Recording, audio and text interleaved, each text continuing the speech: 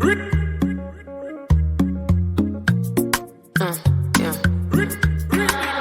I'm in a music and loose. I'm on a rhythm and blues. Hey guys, welcome back to my channel. It's your girl's Tales, as always. Today we're going to talk about something less serious. We're not talking about finances today. We're not talking about relocation, migration today. Today we're going to talk about what to do in your 20s, things to do in your 20s. Oh, so rude of me. If you're a new subscriber or you're watching for the first time, welcome, welcome, welcome. And if you're a returning subscriber, I really appreciate you. Thanks for the love. Thanks for always sticking out for me, listening to my rants, listening to my advice, listening to everything I have to put out there. God bless you. God bless your family. God bless everybody around you. And God bless everything your hand touches. You know, you shall prosper. So today we're going to talk about things to do in your 20s. How I wish someone told me about these things. How I wish someone told me about things I could do when I'm 20. But yeah, let's jump right into it. When you're in your 20s, you'll most likely be out of secondary school, college. You want to enter the university, any tertiary institution. That is where you find yourself in your 20s, your early 20s. Or your mid-20s. It depends on how long it took you to finish secondary school. Now, what can you do? Tip number one, discover yourself. Discover your potential. There are so many things that people are good at, but they just don't know they are good at it. What is that one thing that you can do effortlessly? Mine is talking, actually. I can talk effortlessly. I remembered when I was in school, my uni mates can actually attest to it. Whenever I find myself in a group, we're having any group presentation, I find myself always being the one to speak. Like, without being nominated by myself, people just come around and say, Stella, you're the one representing our group. And my group end up getting maybe first or second, really get third, to be honest.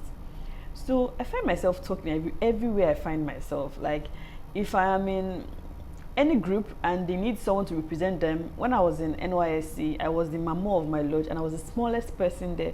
You know, when you hear the name mamo, you think that the person has to be big, and I was the smallest person there and I was the mamo of my lodge because I could represent the lodge. I could table our matters to the CLO, to the person in charge of our apartment and all that. So I always found myself talking for people, representing people. In fact, I remembered when I was very much younger, I told my mom I wanted to study law because I actually noted that interest in me. I like to help people. I like to speak up for people. I like to get to the roots of issues and try to solve problems.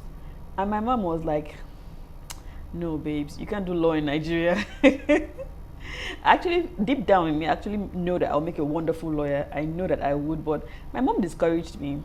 I'll hold her to that anyways, but I'm enjoying my life, you know. So I did not, I knew that I am that kind of person, but if I had known about using that talent, I might have been a motivational speaker. I might have delved into public speaking more seriously. I might have taken YouTube seriously.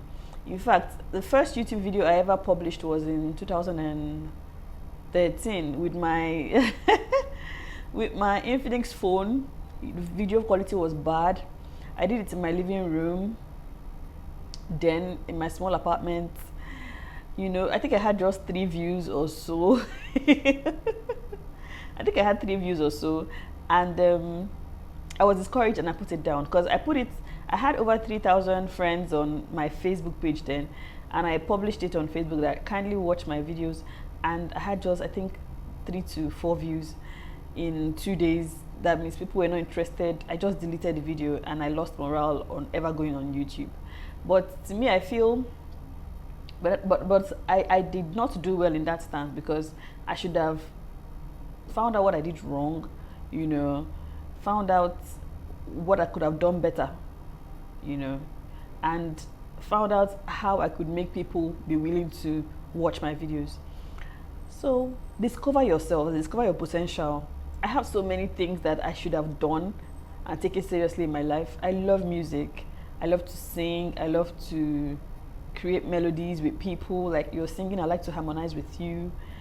I was in the choir in both in church, both in school, both at school. But I could have taken it up a notch. I could have joined a serious band in my uni days. I should have taken the singing to another level. I should have, written songs. I just let life pass that part of me by. It's not too late. It's something I could end up doing, but I just felt like 20 could have been it. 20 could have been the period where I would have, now I'm married. I'm not saying marriage stops you or limits you, but I'm saying now there are so many things I have to juggle, so many responsibilities on me that I feel like my 20 would have been seamless to embark on such a journey. Okay, so don't be me. In your 20s, try and discover something you are good at. There's so many things you could be good at. You could be good at designing. You could be good at, and take that skill and harness it and be the best at it. There's a difference between knowing how to do something and knowing how to do something very well. There's this lady I follow on Instagram. She's Aka's wife. You should know Aka on YouTube here. Aka's wife. She's very good at her craft. She does illustrations. She draws, and she's taken it up a notch. She even has a model book designed by her. So these are things that people think out of, and she sells those books, and they're not cheap. So imagine making money from not just illustrating, but teaching people. And she also teaches. She has classes, teaching people how to illustrate, teaching people how to do it better. So if you have a skill and you feel you're good at this, find out ways to make yourself very good at it. It makes you not necessarily indispensable, because you definitely find someone who's better than you at what you do, but it will make you unique. You might be doing something your own. Now, learning a skill and harnessing a skill is very, very important in your 20s. In your 20s, also learn a foreign language. Like, if you can, take up, there's so many apps these days that you just have to pay a token and you'll be assigned a teacher to learn a language. Most especially learn French. French is more like our second next to language aside English. I'm talking about we Nigerians.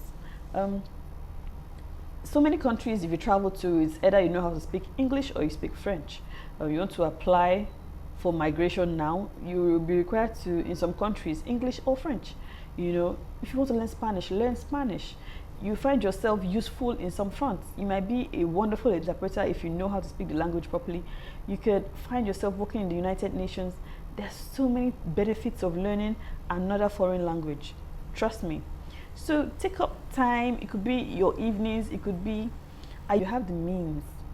If you have the resources, please travel. See the world. Interact with people. I know everybody is not extroverted. I know everybody is not. We cannot all be explorers, but have an adventure, because this life is yours. Honestly, this life is yours. If you have group trips planned, when I was in uni then, because I'm the only female child of my parents, so they're always guarding me. Like, they don't want me to get bad, they don't want me to spoil. They don't want me to mix with the wrong crowd. So all these award nights, shows, I never got to go.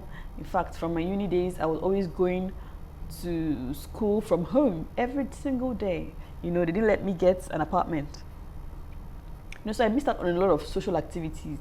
And also, there were group trips. There was a time my classmates went to Ghana. I think they went to Congo. I did not go. I studied sociology, so these were sociological trips.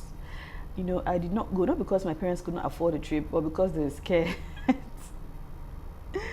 But how I wish I have the kind of confidence I have now, then I would have embarked on those trips. I would have assured them that I would be fine, and embarked on such trips. So learn a skill, travel, learn a foreign language.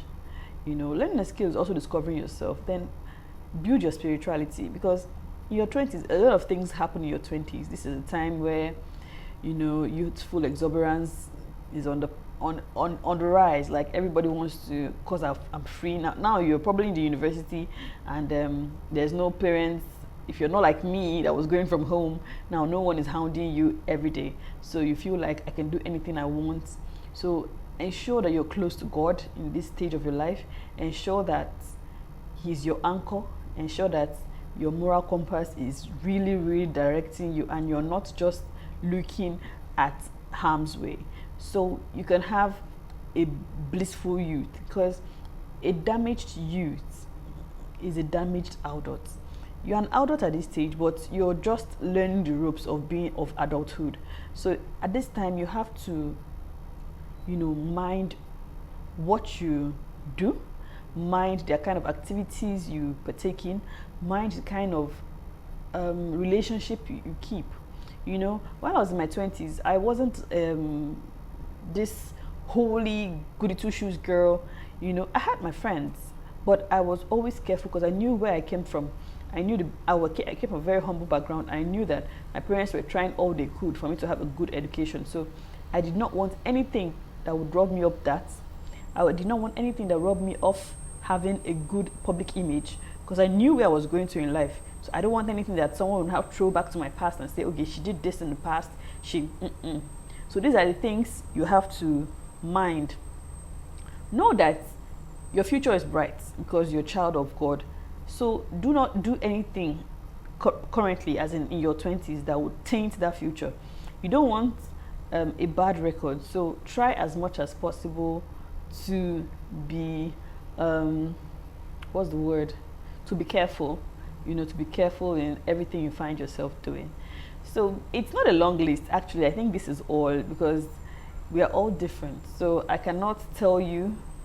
Then what I did that I actually admire is in my 20s, okay, I also started working in my 20s, I was able to save. Now, no matter how little, no matter how much pocket money you're being given, no matter how people are giving you money, you feel like, oh, this money is going to be coming, please have your own. As a lady, as a guy, have your own. Before you graduate from university, have something. When you go into NYSC, don't just splurge. Don't just go to Mami Market and eat out your life. Once you're being paid your allowance, begin to save tits and bits of your allowance. Have something financially. I was very, very independent at a very, very early age. The first computer I ever used was bought by me, and I bought that desktop, and I bought it, I think, for 20-something thousand, and I bought it while I was in the university, or I was just about entry. I think I was 100 level when I bought that desktop. I used a desktop till my final year. It's unbelievable. I know a lot of people like, what? It's because I was always going from home, and it was affordable compared to buying a laptop of close to 50-something, 60-something thousand. I saved that money. I saved it. No, I bought that desktop in my 300 level. Yeah. So I was saving it in bits, and I was able to buy a desktop of 20-something thousand. I bought my UPS, bought my mouse, my keyboard, everything. And I used that desktop to type my final year project. I've always been a minimalist, so I've always been prudent, so it's not new. I used that desktop to type my final year project. I used that desktop as a business center, for a business center. Yeah, I was doing typing and print. I bought a printer, and my mom had a shop. She had a salon, so at one corner I was doing typing and printing. I did that during my breaks, my school breaks, So it was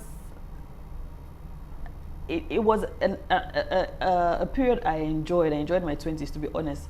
If you can take me back, I'll pat myself on the back and say, okay, I did a good job, but I could have done a better job, So you can always improve at whatever it is we're doing. Yeah, so like I said, save, be financially, independent. No matter how little, you never can tell, I got my first job in an outsourcing firm in my 20s. I got my second job, which is my current job, as a banker in my 20s. So I could say that in my 20s I achieved a lot. I got my MBA, my master's in my 20s. So do a lot of things in your 20s, you know. 30s, to me, I feel 20s come and go fast. But 30s, I don't know the feeling, but I feel 30s kind of stretch. You know, they are long. To me, 30s is long. Like, to me, when I clocked 30, it was like, to me, it's like a year. It's not a year ago. When I clocked 30, it's like years ago.